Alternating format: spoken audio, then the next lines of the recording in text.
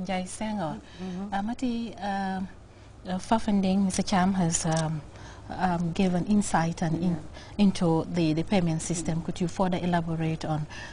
the procedure of this payment system? Okay, thank you, Mama. Good evening to our listeners.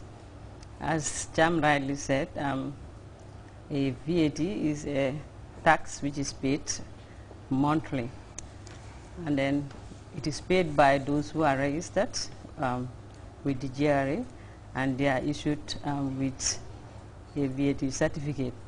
So as he said, the way the payment is done is like trying to balance up what we call the input tax credit and the output. And the input, we have said here over and over, is are those expenses that you have incurred while doing your purchases for your business. Like if you purchase everything locally in which you were charged VAT on, it is regarded as an input,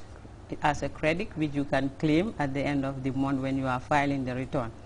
If you import anything into the country also, at the end of the month, the VAT that you have incurred while clearing your goods from the customs, you are entitled to be refunded. You know, at customs you are asked to pay the custom duty, the eco levy, the processing fee, and so forth. And the VAT is also inclusive of those payments. So, but the VAT aspect of that payment is refunded to you when you are filing your return. So, as he said, at the end of the month, we expect all registrants to calculate those input tax they have incurred, and then subtract it from the output. The output is the sales or the VAT that you have charged your customers, which you have collected on behalf of GRA. So at the end of the month, what happens is you subtract the output tax you collected from the input, and the difference is what you pay to GRA at the end of the month. And we expect all registrants to be filing their monthly return every month regularly. And we have given them up to the 15th of every following month. Like for instance, yesterday was the deadline for all the March payments for VAT. So if you are registered for VAT, we expected your return to be in by the 15th of every month.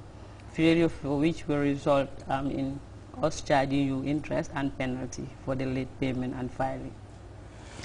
Okay, viewers, you reminded that this is your GRA forum, weekly forum, and tonight's discussion will be centered on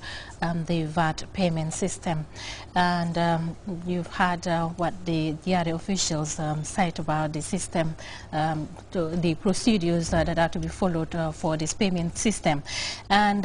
we'll be opening the lines later where you can call and make your contributions and comments into this program. Mbokk yi ñu ngi leen di nuyu fii si beneen programme yu GRA Gambia Revenue Authority muy naamo bu ees bi nga xam ne moom la nguur gi teral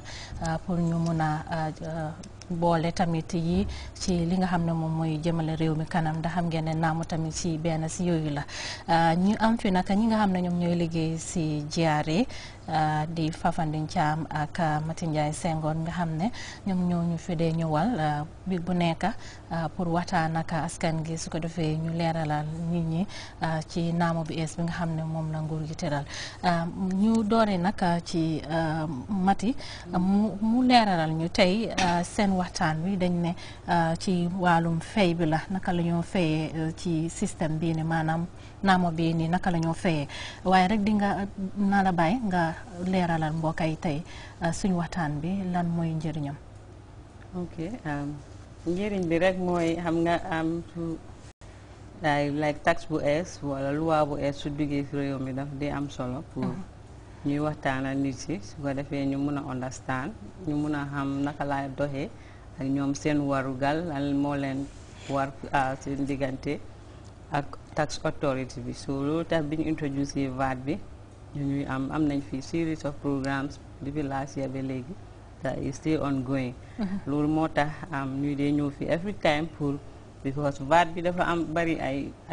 ay fànna. So every week or two suñ ñëwee dañ dee am topic bu ees buñ dee jël si lifin bi VAT bi den ñu waxtaan si. so tey lu ñoo waxtaane mooy affaire yi fay bi parce que soo déggee VAT mooy tamit pour nit ñi fay taxe bi pour am nit ñi nguur gi mun koo jëriñoo pour dépenser seen liggéey yi nga xam ne ñoom lañ plan pour def ko so paiement bi mooy ñi ko war a def nag mooy ñi nga xam ne ñoom lañ register pour VAT mooy ñi nga xam ne amoon nañ threshold yi $1 million yi xam nga dañ am threshold buñ waxoon ne su fekkee ne yaa ngi business te sa koom-koom bi nga am bi nga te dañ ko war a tax te egga nga 1 million da nga war a register so register dañ laa jox certificate den su boobaa nag nga day start pour charge VAT bi so ñi nga xam ne ñoom ñoo register pour VAT bi at the end of the month seen warugal la pour every month ñu ñëw jël isi seen returns yi forme la boo xam ne daf laa laaj sa transaction si mooy li nga fere ak li nga dépasse ak ñaata nga charge VAT ak yooyu noonu so every month koo xam ne register nga war a isi report boobu noonu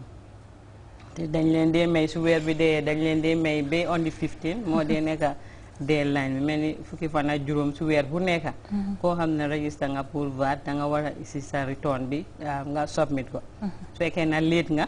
su boobaa am na luñ la dee teg muy interest ak penalty ak su return bi nag dafa utee fay bi return bi moom report la rek pour won ñu waaye report boobu mooy wone ñaata nga war a fay tamit si weer bi su boobaa da nga binda sa chèque ou nga isi sa xaalis nga fay tax bi tam muy VAT bi nga xam ne moom nga collecte si nit ñi waaye ni nga calculer ci affaire bi mooy VAT bi moom ñaari fànn la mooy li nga fere sa business bi comme maanaam bi nga jënda marchandise bi wala bagage yi wala service bi su fekkee ne yaa ngi koo defar li nga si sa fere maa yëpp te nga xam ne charge nañ la si VAT su weer bi dee loolu la ñu ooyee input loolu yëpp da nga koo dajale nga xayma ñaata la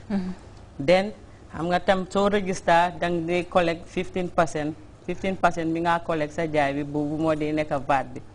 loolu la ñu ooyee output so output boobu tamit li nga collect si nit yi yëpp su weer bi dee VAT bi da nga koo calculer so ni nga def soo calculer te li nga dépasse ak li nga fere yëpp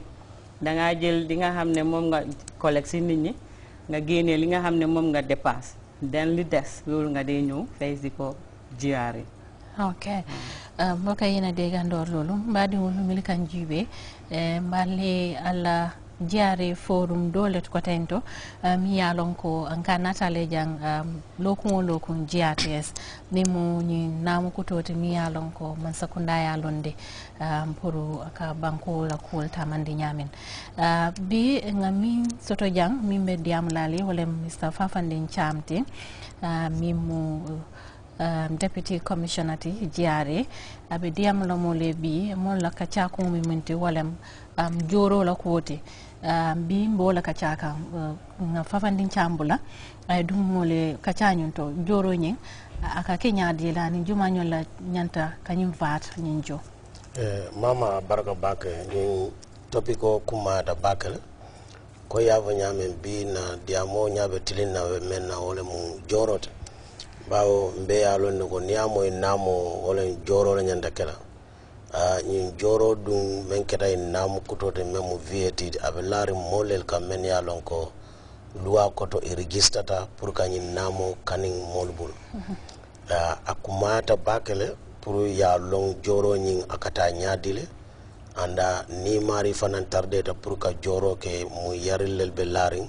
luwa koto me yalon ko luwa ñante busala wala luwa men fo ñin namo kaniola karola nala joriña wala muyinti ko ate namo ñin ka aka joro ka kele karo kari na fata e dunta kar kuto kono janna atil tanni lulo e mari me alon business olo muti registrata pour kay namo kanimol bul e nyanta nala ñin namo jola GRA namo ñin ka jo ñaadi le wala muyinti fomole beje ka me return e mari ñanta o return ol tala GRA eta business la e o return o fil karo kar fadula o return o bala ñinin kar lolle beje me alon ko abe ñinin kala me alon ñanta o ñinin karol jabila wala mo ndite namo ñin karo men fadate e namo men kanin men kata VAT ti ye jelle kani ani